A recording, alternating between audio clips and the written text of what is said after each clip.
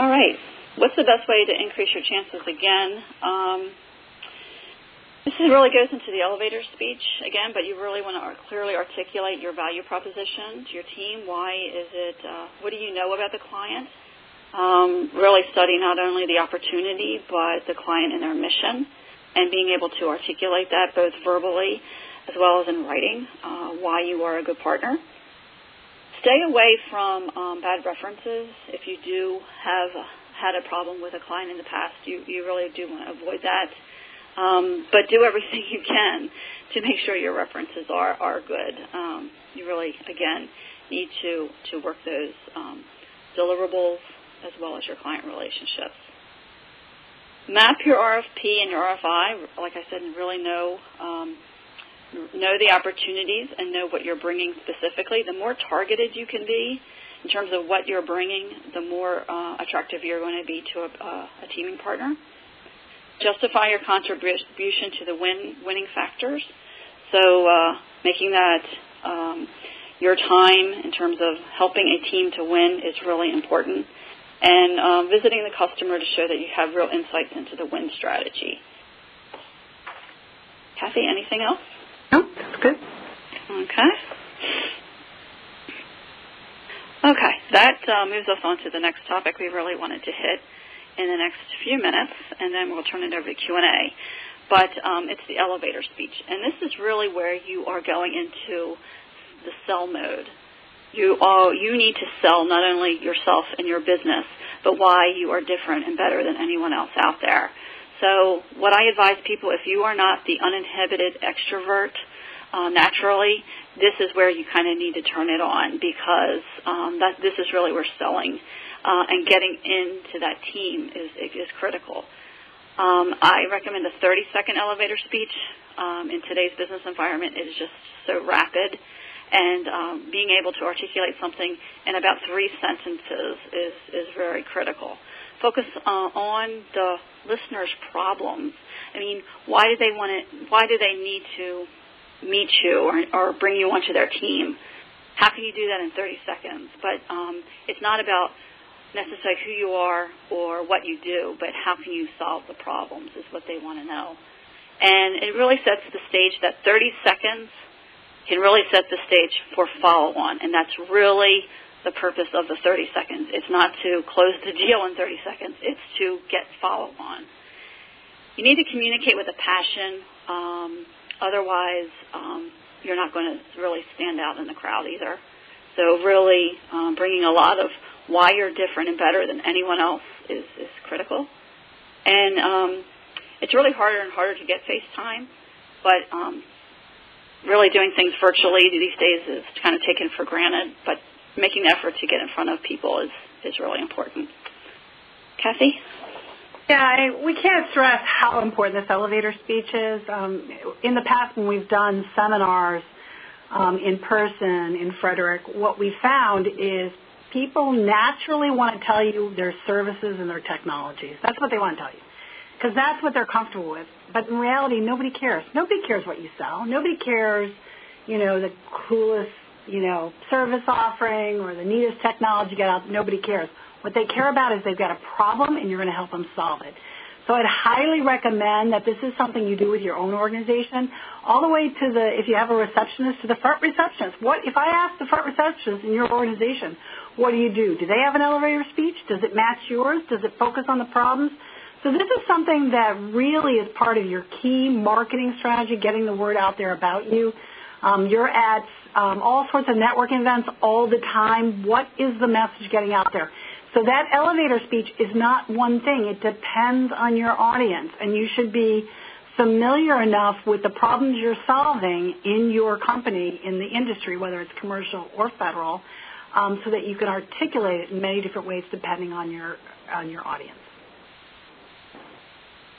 Next slide, and we'll wrap up and go into questions. But really it is targeting the message quickly, clearly, and distinctly, on demand, and to any audience. So again, back to Kathy, every time I usually refresh my elevator speech before any big event, because the audience does change. But I need to make sure I am hitting it in 30 seconds or less for that audience. So go back, refresh it often, and make sure it is crisp. And it is really 30 seconds or less. And really the three major points, and the first two you want to get out of the way as fast as you can, who you are and what you provide.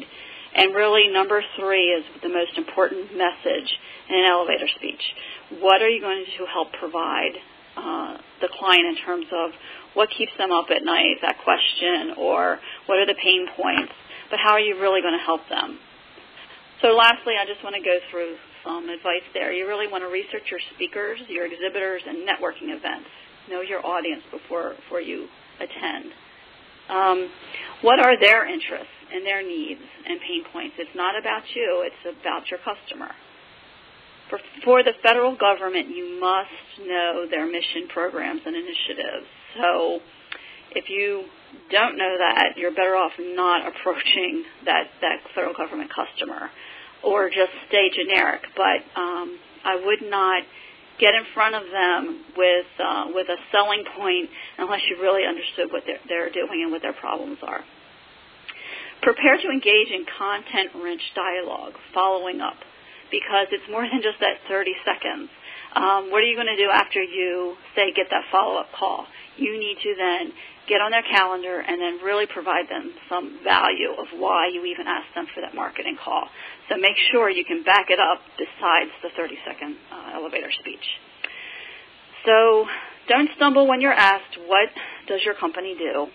Have an effective elevator speech can outline a win-win objectives and establish a launch pad for a deeper relationship, converting a chance meeting into an opportunity. So that is my last words of wisdom. And then, Kathy, anything? Yeah, and just to kind of give you an example of that real quickly here, I mean, I could sit here and say, I help, review proposals, and I help to get teams put together. I could tell you a whole bunch of services I offer, but my 30-second is I do tactical business development. I help build call plans and pipelines and position bid responses to increase your win rate. That's my elevator speech. I said who I am, what I provide, and what I'm helping you solve, which is increase your win rate. That's how short it needs to be. Of course, that's less than 30 seconds, more like 7 seconds. But still, think of it, those three ways of what you're going to say there are very key, and it can help you change what you're saying more into what your audience is going to care about. Thanks, Christine. So Gloria and Christine, we're going to turn it over to you now. Great. Thank you so much. You've both been a wealth of information, and we know that we've got a lot of questions coming in that will go into detail on some of the issues that you've talked about, Peggy and Kathy. And what I'd like to do is formally introduce Christine Demas, Director of the Fort Detrick Business Development Office. It is Christine's brainchild that has started these fabulous webinars that provide outreach throughout the Fort Detrick contracting arena, which is not just local but nationwide in scope. Christine, we're very glad you're here. Well, thank you, Gloria. Would you like to start off? I think you've got a question that has already come in. Would you like to start with that? Sure. We actually had a question from Ed that we get a lot here at the Business Development Office, and it is, if you're a new company or even a company that's been around but not in the government arena, how do you show past performance when you don't have any? It's kind of the chicken and egg question, isn't it? Kathy and Peggy, would you like to take that? Sure, I'll take that on initially. A lot of times, that's a good question, because a lot of times, you want to be able to participate in federal government business, and you're thinking that you have to use federal government past performance. There are many RFPs out there that say, or commercial past performance. So it's important on that when you're visiting that program manager and especially the contracting officer, that you ask them, are you going to allow commercial past performance?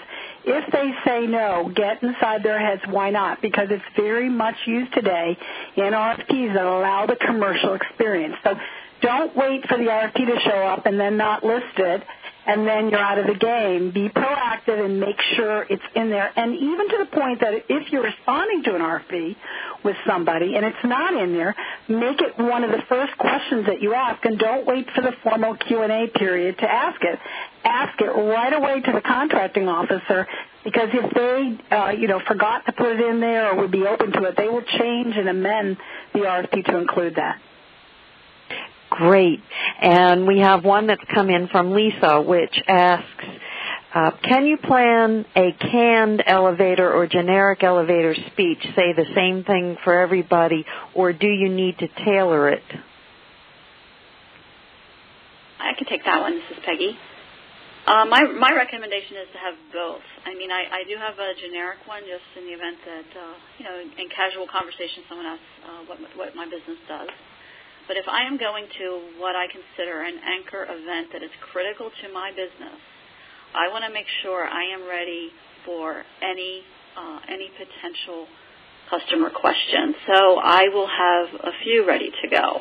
So again, it's back to being prepared, researching your audience, and being able to react to that question at any given time. I would agree with that. The one I just gave was my generic one. But if I'm meeting with somebody and I've done a little bit of my homework on them before I meet them, and I understand where they are, if they're in one particular federal government agency, they want to expand, I kind of know a little bit about what they might be looking for in a consultant. So I actually come prepared to talk about specific issues I think they're having that I could solve. And, of course, that way that's tailoring the speech a little bit differently. Excellent. And we have a basic question that's come in. What is a data call? Peggy, it's usually when an email comes in from a capture manager or a proposal manager and requests specific information. So, for example, if there is a past performance questionnaire that needs to be completed and they need the phone numbers and email addresses of your contact, they will send that out. They'll say, please forward that information to us. So that term is often used by proposal managers and capture managers when they need information. And be very careful about data calls. I have talked to so many companies that, they get a data call, they need something within 24 hours, and they say, we're going to have to back off because we can't respond to that. Do not accept that. Think about it. There's in a company, there's a contracting officer who's working with the capture manager, and the contracting officer says, oh, my gosh, you forgot to send me their NAICS codes. And, oh, my gosh. So the capture manager rushes out an email and says, by the end of the day, I need your NAICS codes. Well, the person who gets that information might not be around. You go back to the capture manager and say, I'd love to get it to you by the end of the day, but the best I can do for you is tomorrow. Never, never back away because of a data call that seems unrealistic. Sometimes it's just somebody internally forgot to do something and is really rushing you to a timeline that's not real. That's excellent advice. Even on something as basic as that, we all assume that we know what these details are, but that is very practical advice for someone to follow. We have a question from Donna. Is there a teaming database available that you can look for good teaming partners?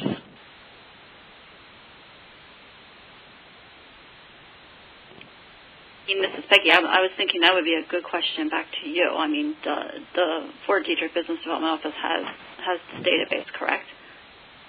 Christine? Yeah. I tend to believe that we're one of the best databases to find partners, and you tell us the criteria that you're looking for, and we will get back to you within 2 hours.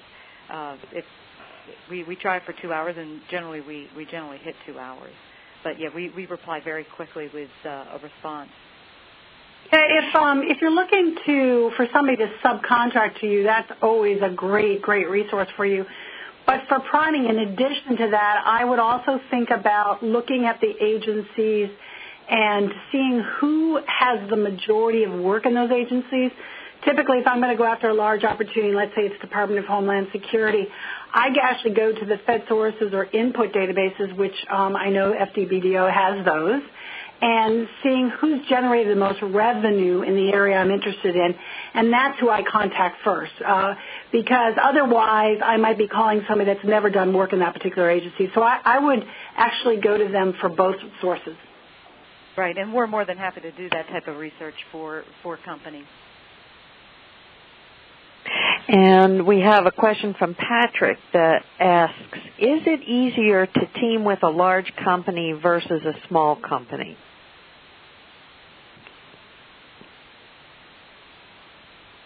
Well, that's hard to say. If you don't have a good relationship with the person that's leading the opportunity to capture manager, both types of companies can be difficult to deal with. It's really about the relationship.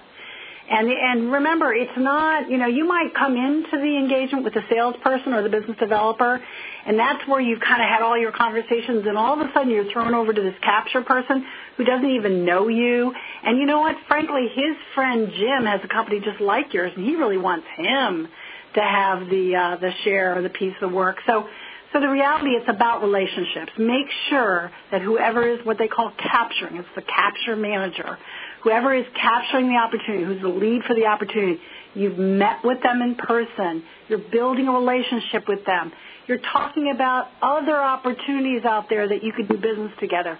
That's the best way, small or large, to build it. Either way, if you don't have that, it can be difficult. Excellent. And this is an interesting question. I haven't heard it asked this way before. If it is a 100% or a total small business set-aside, is that different from the 51% requirement you mentioned earlier?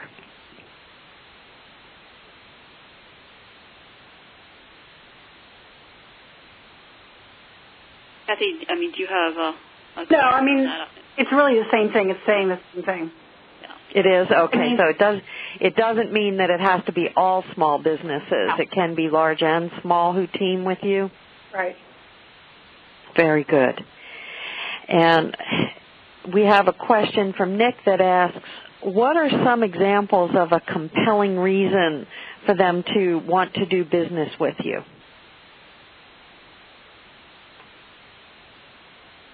Well, I would say that, number one, if you do have that relationship with the customer, that would be a very compelling reason. If you have some unique or innovative solution that is specifically called out in the RFP, that is pretty compelling as well. Those are two of the key things that would attract attention to a teaming partner, in my opinion. Yeah. The most important thing is look at the evaluation criteria. All your conversations should come with the evaluation criteria. So go to the evaluation criteria. They're going to award based on these 4 factors. Tell me how you're going to help me prove my score on those 4 factors. That, to me, is the best way to get them to really understand your value. Christine, do you have some questions coming in? Yes, we're getting quite a few questions coming in. One came from Pam, and that is, where do we learn about upcoming RFPs that are out in the marketplace, and how do we find out who the incumbent is? And I can start off that question and let our 2 instructors to finish it up. The first part is by registration with the Business Development Office database, you automatically get RFPs or pre-RFPs based on your NAICS code and keywords. And also we're happy to look up the incumbent if there is one to find out that information from you. But Kathy or Peggy, do you have other suggestions? Yeah, I would not wait for, let's put it this way. In this market today, you might be waiting for the RFP. It's too late.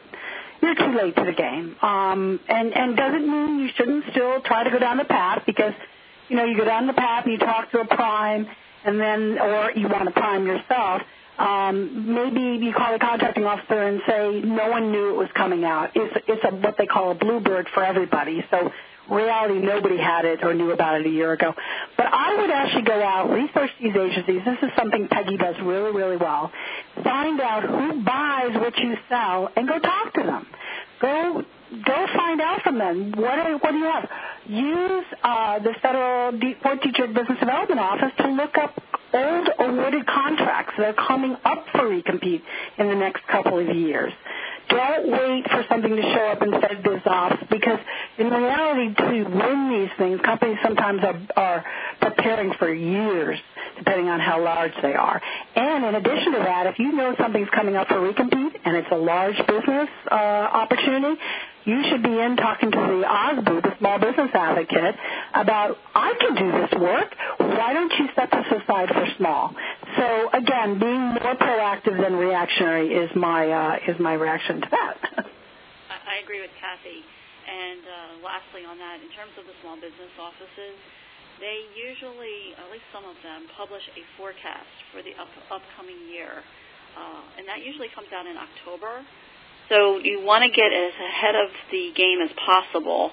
Now, that forecast does not always convert into opportunities, but at least you can see in terms of what their budget is, in terms of what they're supposed to be focusing on and spending money on. That will help guide you as well. Right, and the Fort Detrick is one of those ones with an advanced acquisition forecast, and people can find that on our website. But also, when we sit down with the one-on-one with companies, we do go through a lot of where is the best fit with which mission partner. So that's right in line. Perfect. Along those lines, this is Gloria Larkin. It's time for us to wrap up. And I want to, first of all, to thank our two subject matter experts, Peggy McShane and Kathy Minshew, for being a wealth of information. Their contact information is on the screen for you, telephone numbers and emails. Feel free to contact them directly for assistance in building your business within the federal government. And Christine, would you like to wrap up by telling us what's happening at the Fort Detrick Business Development Office and roll into your next class? Sure. Of course, we're always here to help companies compete at Fort Detrick and in the federal market. We ask everybody to, if they're not already registered with the database, to please go to our website, fdbdo.com, and register, and then call us and set up a meeting to come in and visit with us. But classes coming up, we have some great ones coming up. Next week on the 30th, we have a Proposal Writing 101. The basics of the proposal. Do you understand it and what you need to look at? You can go to our website and register for that one.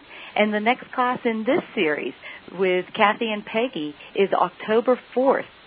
Again, go to our website and register. It should be another exciting one. They always deliver really good boots on the ground type of information.